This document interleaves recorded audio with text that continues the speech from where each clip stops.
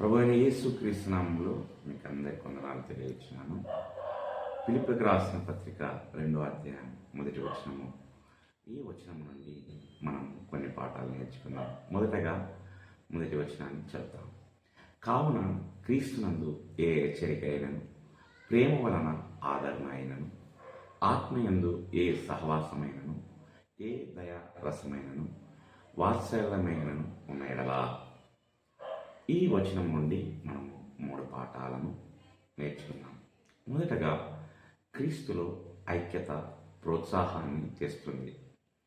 క్రీస్తుతో ఐక్యంగా ఉండడం విశ్వాసులకు బలాన్ని మరియు ప్రోత్సాహాన్ని ఇస్తుందని నొక్కి చెప్పాడు. మనం విశ్వాసం, ఐక్యత మరియు పరస్పర మద్దతు యొక్క భావాన్ని పెంపొందించాలని ఇది మనకు గుర్తు చేస్తుంది.